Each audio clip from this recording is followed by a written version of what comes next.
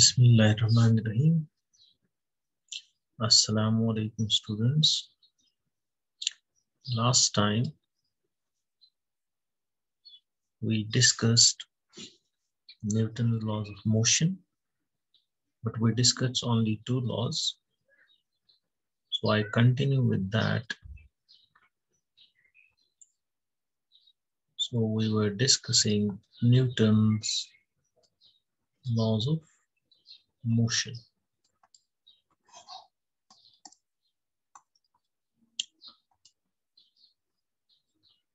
So I continue with that.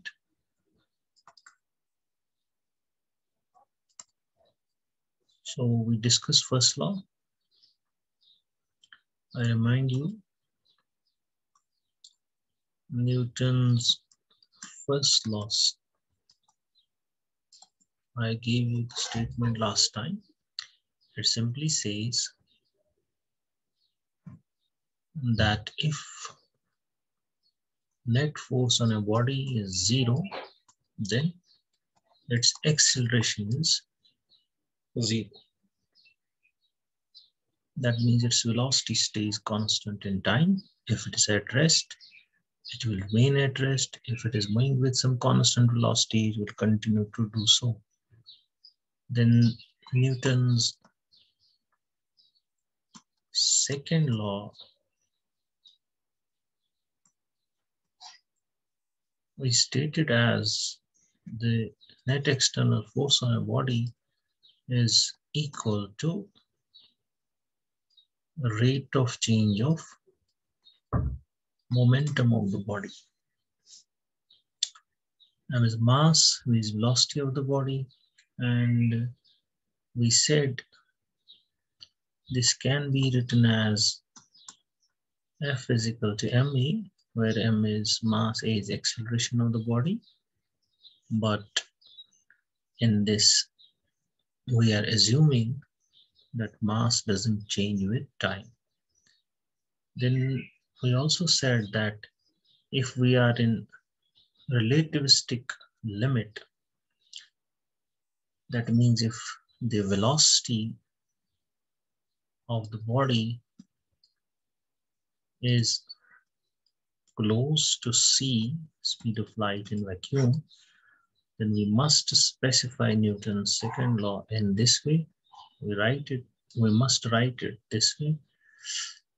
But if we are in non-relativistic limit, that means if the velocity of the body is much less than c, then these two ways of writing Newton's second law of motion are equivalent, right?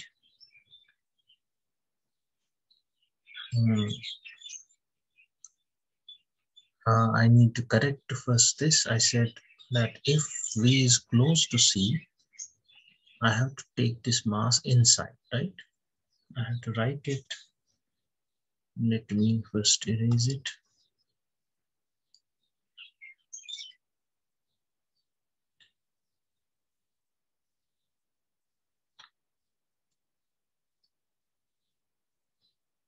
Let me get back first.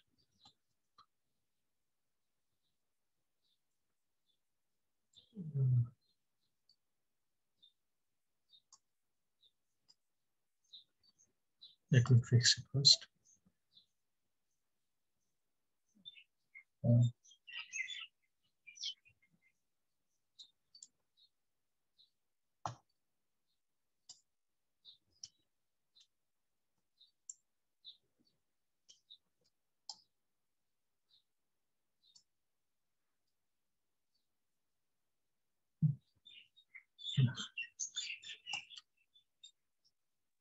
Okay, I got my pen.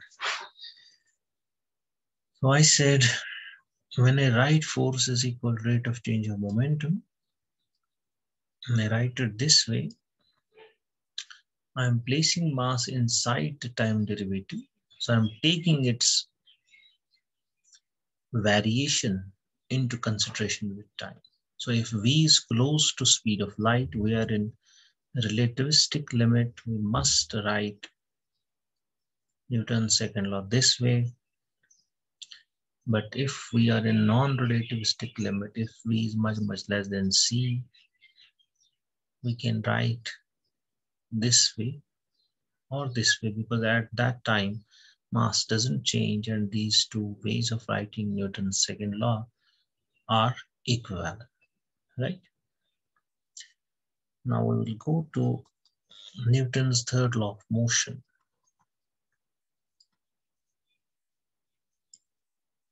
Newton's third law of motion. Now what is its statement? You know it from previous classes. It says to every action there is an equal and opposite reaction.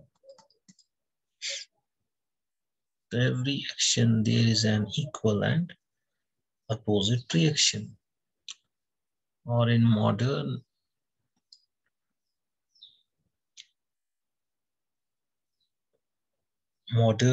version, it is written as this way. When two bodies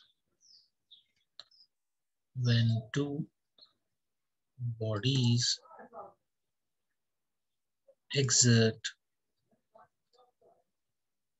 mutual forces on one another, the two forces are always equal in magnitude and opposite in direction.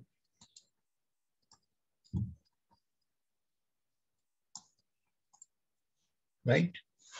When two bodies exert mutual forces on one another, the two forces are always equal in magnitude and opposite in direction. For example, if we have two masses,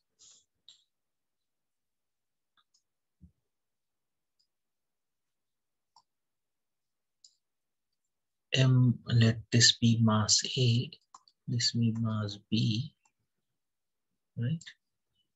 Let its mass be MA, let its mass be MB. We know they attract each other. Let FAB be force on MA due to MB, and FBA be force on MB due to MA. I'm using this subscript, first subscript A and second subscript. So first subscript refers to the particle on which force acts, and second subscript refers to the particle which is exerting the force. So FAB is my force on MA due to MB. FBA is my force on MB due to MA.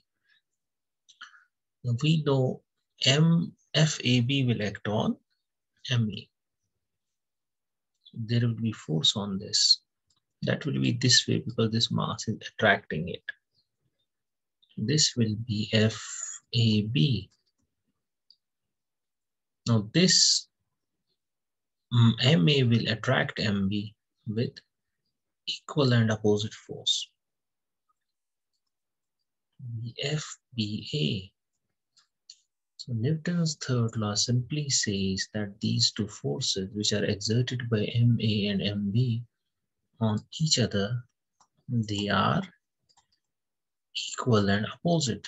That means FAB is minus times FBA, right? Force on MA due to MB and is equal in magnitude to the force on MB due to MA, but they are oppositely directed. That is indicated by this negative sign. So these two vectors are negative vectors of each other. They have same magnitude, but they have opposite direction. So in this diagram, their length must be equal and they are oppositely directed, right? Now, in this Newton's third law, we refer to one force as action and second force as reaction. We say to have reaction, there is an equal and opposite reaction. By that we mean when some body exerts, so when body A, for example, exerts force on body B, the forces they exert on each other are equal and opposite, equal in magnitude, opposite in direction. Now, one force we label as action, second force we label as reaction. There is no binding on us which force we call action and which we call reaction. You have two forces, you label one as action and second as reaction. But one thing is important to here to remember, that action acts on one body, reaction acts on another body. This force acts on body A, this force acts on body B. So when we have an action-reaction pair, we call these two forces as action-reaction pair. They don't act on the same body. They act on different bodies, right? This was our Newton's third law. We will go to application part of Newton's laws. You might be knowing from your previous classes that, right, applications of Newton's laws, right? We know when we said that net force on a body is mass times acceleration. So knowing all the forces acting on the body, because it's a net force, we can find its acceleration from this Newton's second law. Or knowing acceleration of the body and its mass, we can find net force acting on the body, right? And when we do some problem, you must remember that is a vector equation.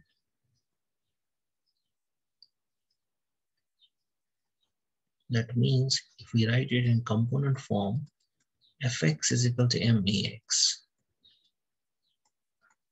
Fy is equal to may, Fz is equal to maz. This means Fx is here representing algebraic sum. First, I must tell you, when we apply Newton's second law, we have to select a coordinate system. We have to select a coordinate system.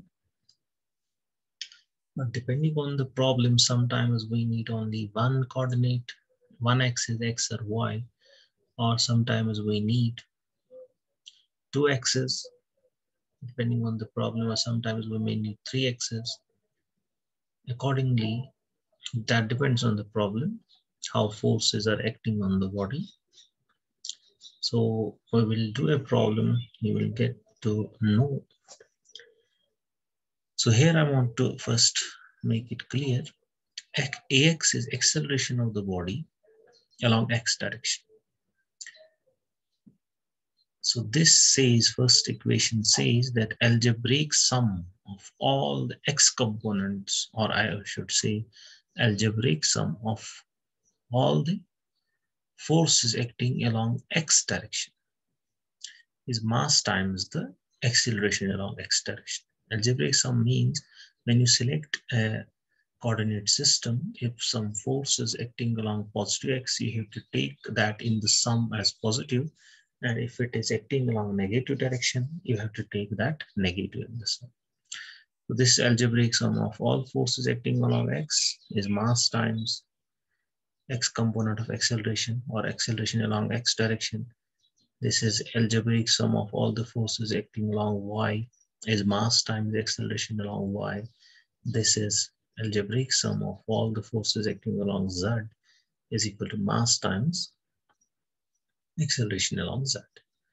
So when we use Newton's second law, we have to first select some body, then we figure out all the forces acting on it, then we select a coordinate system, then we draw a free body diagram. Must be knowing free body diagram, in which we free our body of interest from its environment and show all the forces which we have already figured out due to its environment acting on it. We show in the free body diagram the body of interest and all the forces acting on it, then appropriate coordinate system, then axis wise we apply Newton's second law and make our predictions for the body. So we will do a problem under this heading, applications of Newton's laws of motion.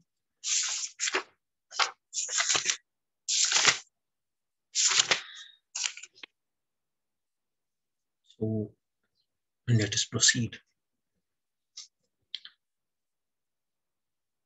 I call it solved problem because I will solve it. We will solve it together.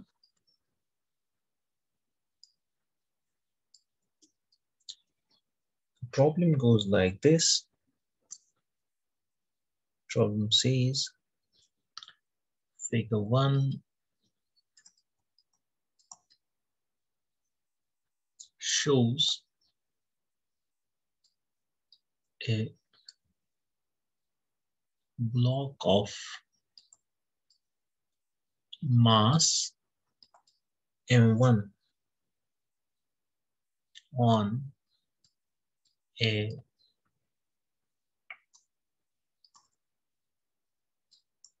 frictionless horizontal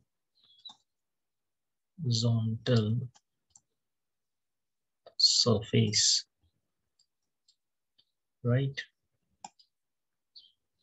The block is pulled. The block is pulled by a string of negligible mass, which is attached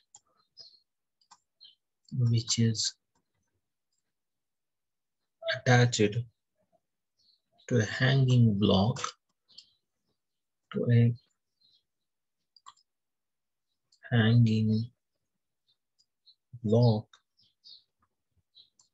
of mass m2. The string passes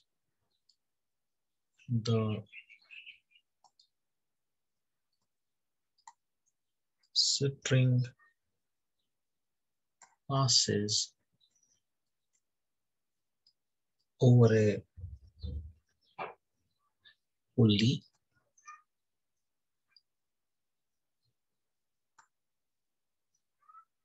whose mass is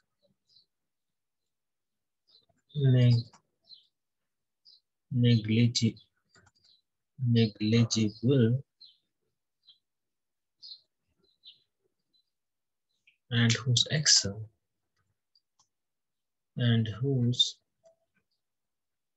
axle rotates with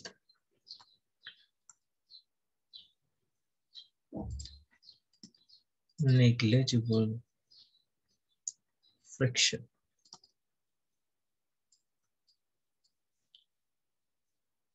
Then question says, find the tension in the string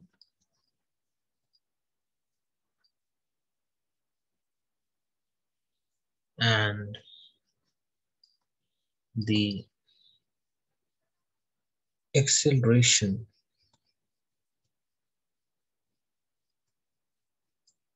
of each block. Let me show the diagram. So diagram is like this.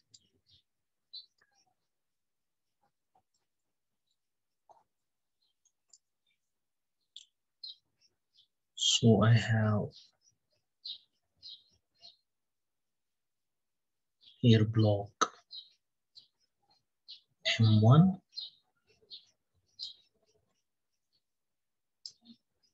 block M1.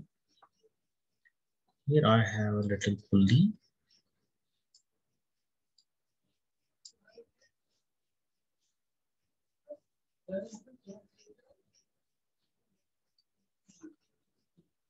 And a string attached to this M1. The string goes over pulley.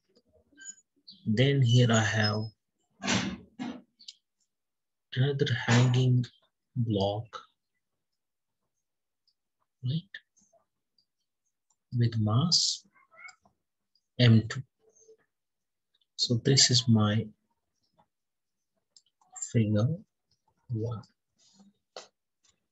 right? We have to solve this.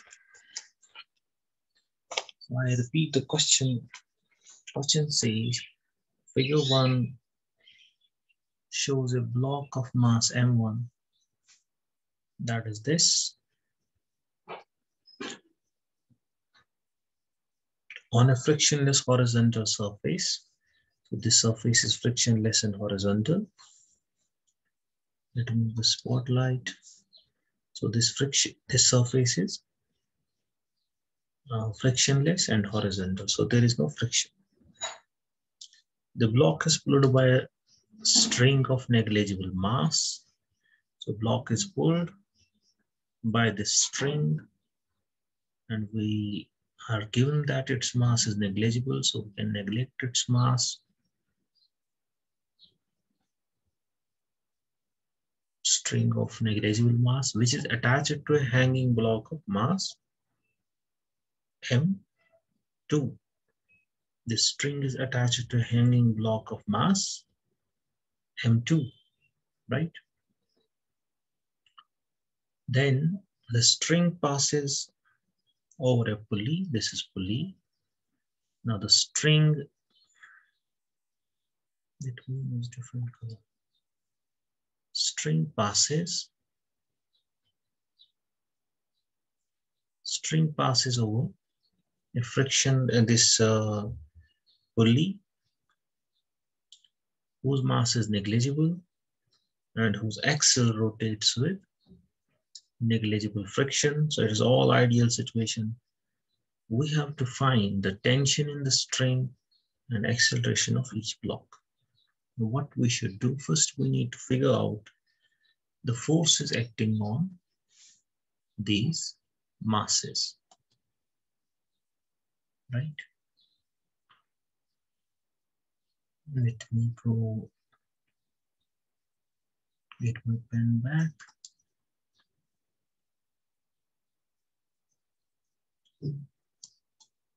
Think about this for a minute.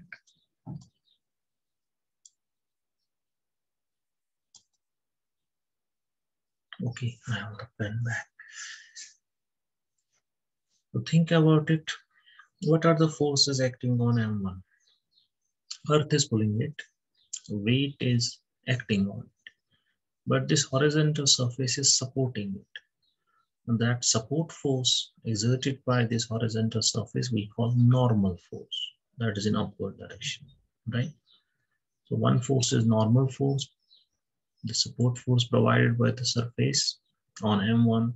Second is its weight, Earth is pulling it, that is M1G, G is acceleration due to gravity, and this string is pulling it to the right. Now the force exerted on M1 through string, we call that tension in the string.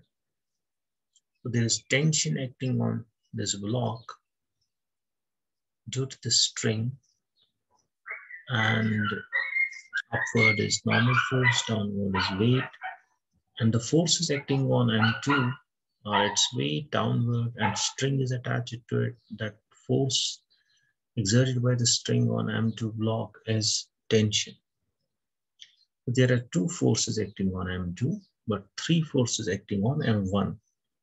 Now, after that, we have to make choice of our coordinate system. When we draw coordinate system, we draw coordinate system for each block, that is free body diagram for each block. Then we apply Newton's second law. So we take upward direction as positive. Let me show this way. So free body diagram for M1, free, right? Free body diagram for block M1. See what we do, how we make free body diagram. So this point represents my block M1. I take positive y direction upward and downward, negative y direction, and to the right, I take positive x-axis. Now, upward direction, the force acting on it is normal force, which I represent by N. Downward, the force acting on it is its weight, that is M1G. G is acceleration due to gravity, right? And to the right, there is tension. I use another color for that. Let me use this color. So to the right, there is tension. I represent that T1, tension on block M1, right? So these are three forces acting on it. Then I have free body diagram for block M2, hanging one. So for that,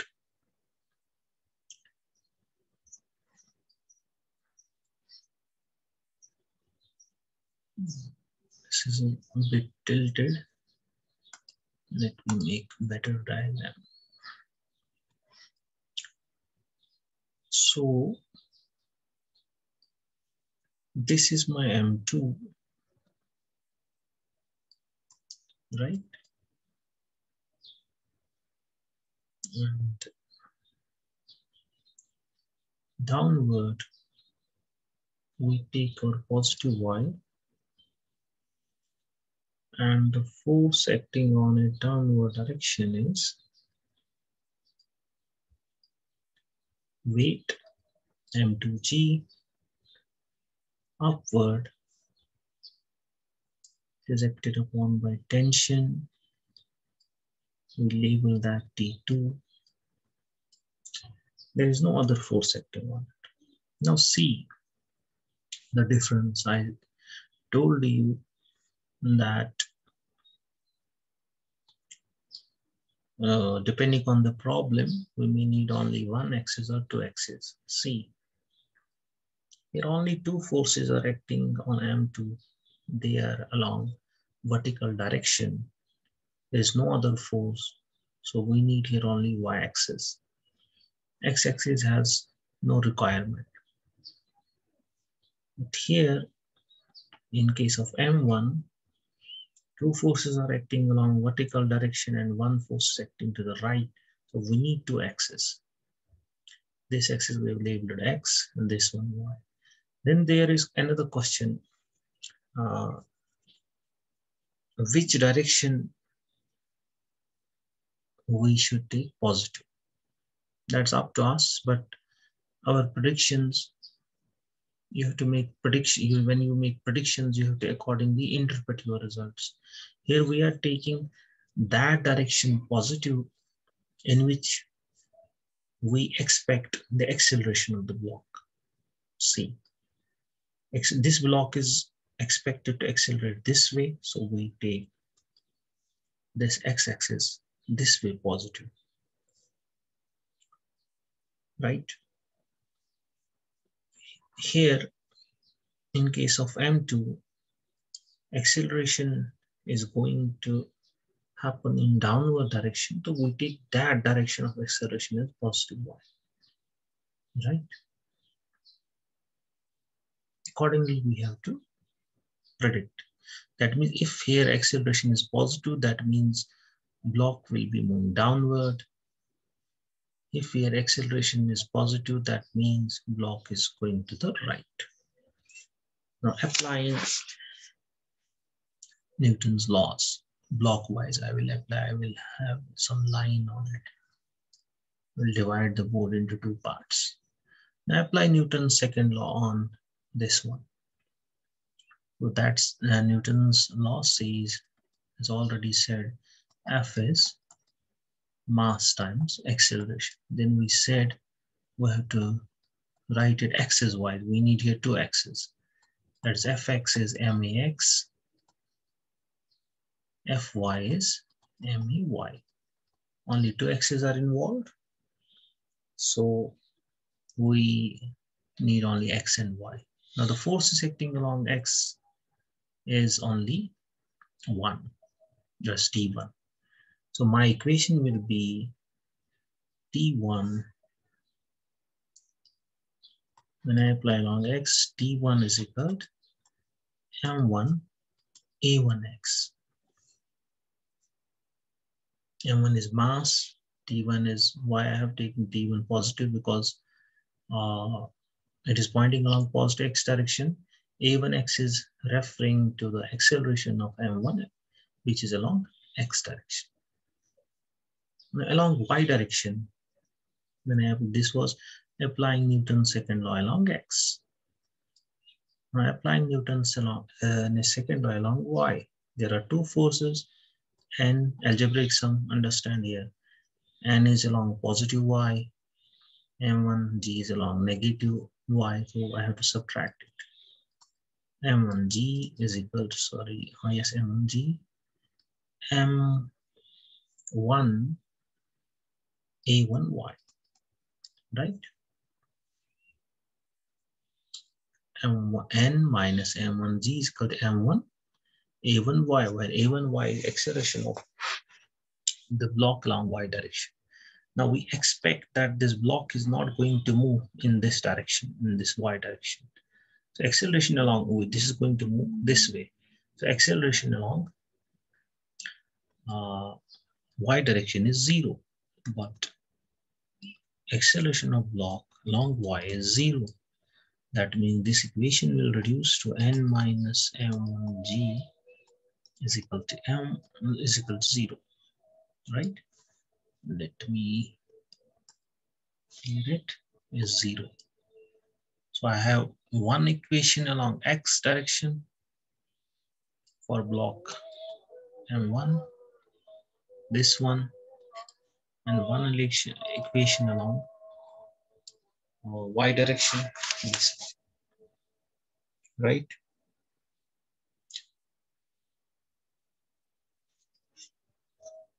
Now let us move to block this one. Only y direction is required. Which force is to be taken as positive?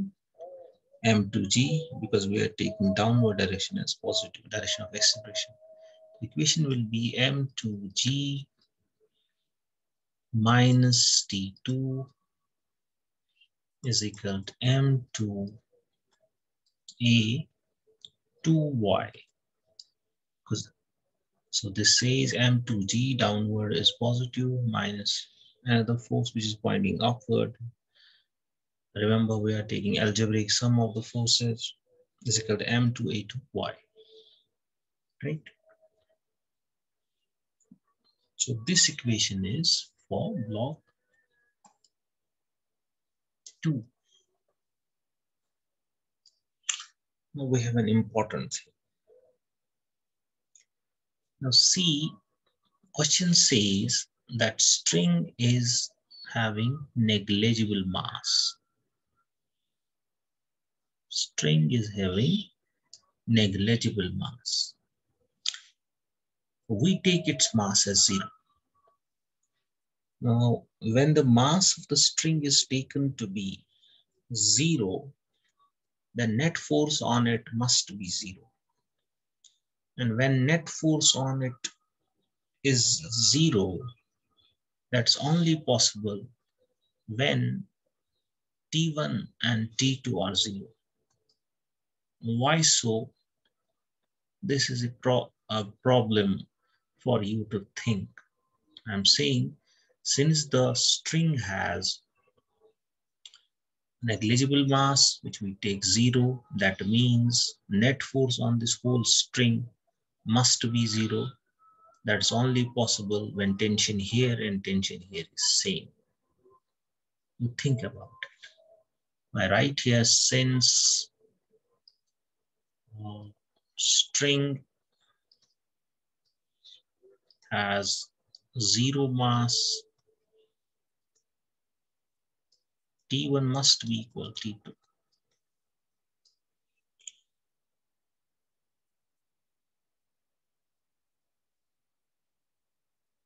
Right?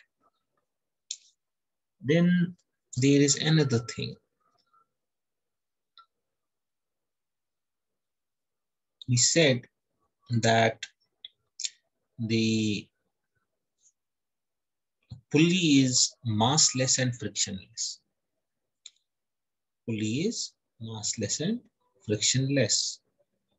So that means that the tension has a common magnitude all along the length of the string. Pulley only changes. String tension is all around same, and this since this pulley is frictionless and massless, saying it is having negligible mass, we treat its mass as 0. Axle rotates with negligible friction, so tension all around the string is same. So this pulley only does what? It changes here direction of the tension, right? Now, another thing, we assume that this string is inextensible. Inextensible. Normally what happens if you have some string, you hang some weight, right, from it, it will extend a little bit. Its length will increase by a small amount, but we are taking our string as ideal. We assume it is inextensible. It doesn't extend when this mass is hanging on it. So from that, what we conclude, when it is inextensible, then any motion in block 2 must be matched by the motion in block 1. That in other words means when string is assumed inextensible, acceleration of M2 must be equal to acceleration of M1. So since string is inextensible, since string is in extensible means A1 is equal to A2. So we call T1, T2 both equal to T under this ideal situation. And A1 equal to A2, both A, right? Then I use these conditions in my three equations. I name it A, B, and C. Let us name this first and second. So using first and second in ABC, using first and second in equations A, B, and C, right? First and second is, we have to replace T1, T2 both by T, and A1, A2 both by A in these three equations. Here acceleration is along Y, here acceleration is along X, but both are now same, they are equal to A. Now what I will get, first equation T equal to M1A, second N is equal to M1G, and M2G, right here, M2G minus T is equal to M2A, right? So one is this equation T is equal to M1A, then N is equal to M1G. From here, I take this negative term to right hand side. Third is M2G minus T. M2G minus T is M2A. So I name these equations. I name this 1, this 2, this 3. So I have 3 equations, 1 to 3, for my problem. Now what I do, because I have to solve for T, remember I have to solve for T and A. Let's go to the question.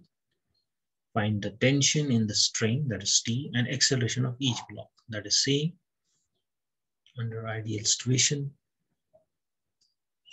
Let us solve for that.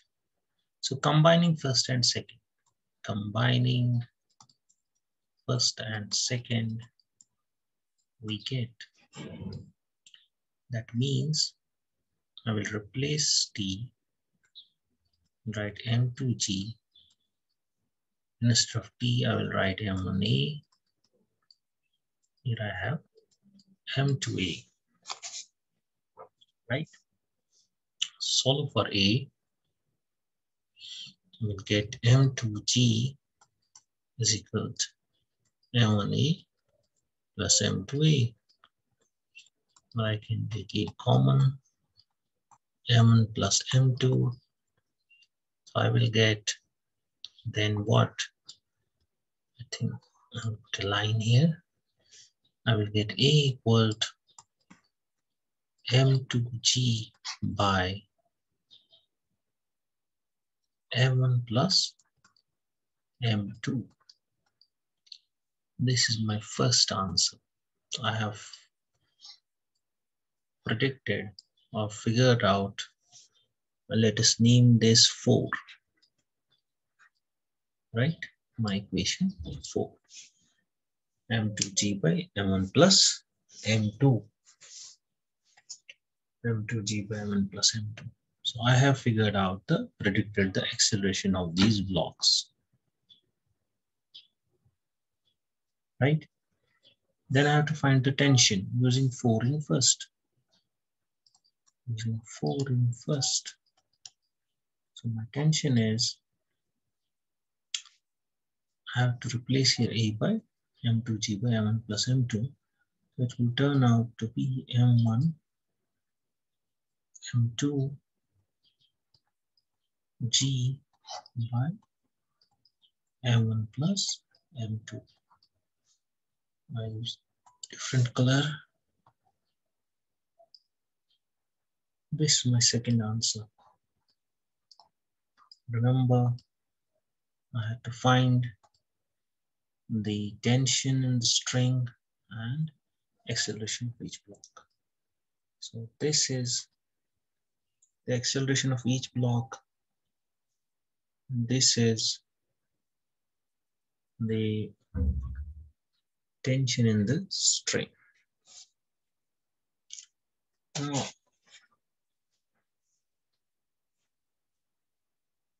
we will consider a limiting case. In order to check that these two equations give right predictions, when we use Newton's laws, we use the idea of limiting cases. See, in limiting cases, the first limiting case is, what happens when M1 is 0? What happens when M1 is 0? We go to the figure first. See, if M1 is 0, there would be no tension. And this M2 will have, if you cut this string, there is M1 is 0. What will happen? There is no tension in the string. M2 will fall with acceleration due to gravity. So our equation must predict that. If I put M1 0 in this, numerator will become 0. What is tension? Tension is 0. This equation is predicting right. If I put M1 is equal to 0 in acceleration, this term will become 0, M2 will become 1 is G.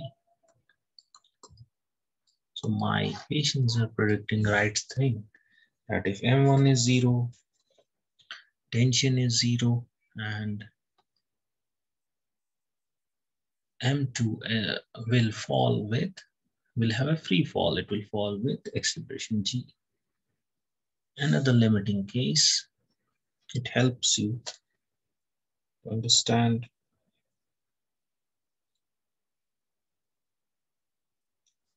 what happens when M2 is 0. What happens when M2 is 0? Let us go to the figure. See, when M2 is 0, what will happen? Will M1 move? No, it is M2 which is making M1 to move. So if M2 is 0, acceleration of this mass must be 0. And then there is no tension in the string. Tension is also 0. See, when I put M2 0, numerator will become 0, acceleration is 0. When I put M2 0, numerator will become 0, tension is 0. So when M2 is 0, tension is 0 and acceleration is 0, right? M2 0, A 0, tension 0, as is expected. Because if M2 is 0, there is no pull on M1, so tension is 0, M1 will not move, its acceleration is 0. This is how limiting cases we use to test or obtain results when we use Newton's laws. So I hope you have enjoyed this problem, solving this problem. Now I will give you homework.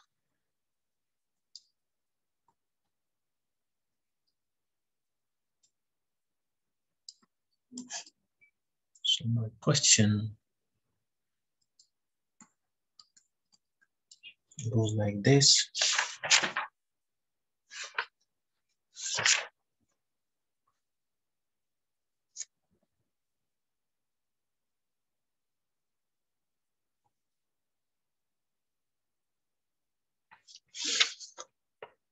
A certain force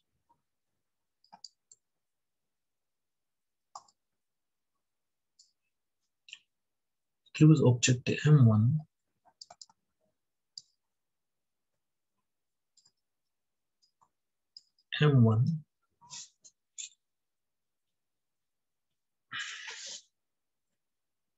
an acceleration of an acceleration of 12 meters per second square. The same force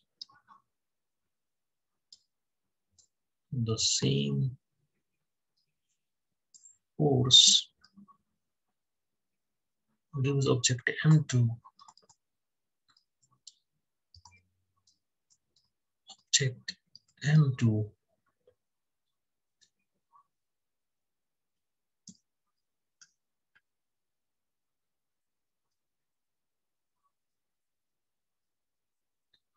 Let me bring my pen back first.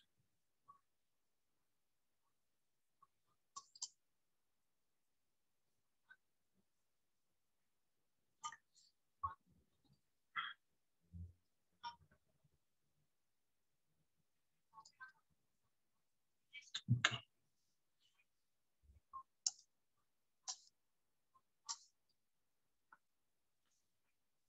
The same force gives object M2 and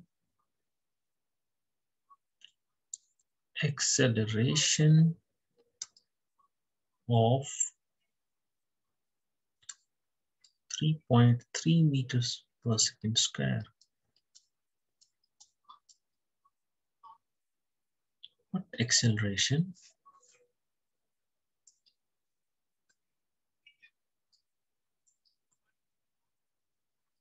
Acceleration would the force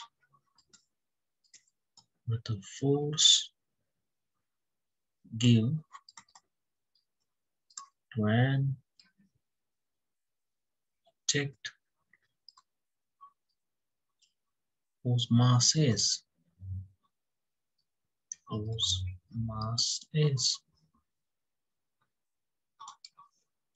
E. The difference between M1 and M2. The difference between M1 and M2. And then I have part B. The sum of M1 and M2. The sum of M1 and M2. I repeat the question. A certain force gives object M1. Let me use the spotlight. A certain force gives object M1 an acceleration of 12 meters per second square. The same force gives object M2 an acceleration of 3.3 meters per second square. What acceleration would the force give to an object whose mass is A, the difference between M1 and M2, and part B, the sum of M1 and M2. So this is all for today. Do your homework, Don't waste your time. Thank you. God bless you. Assalamu alaikum.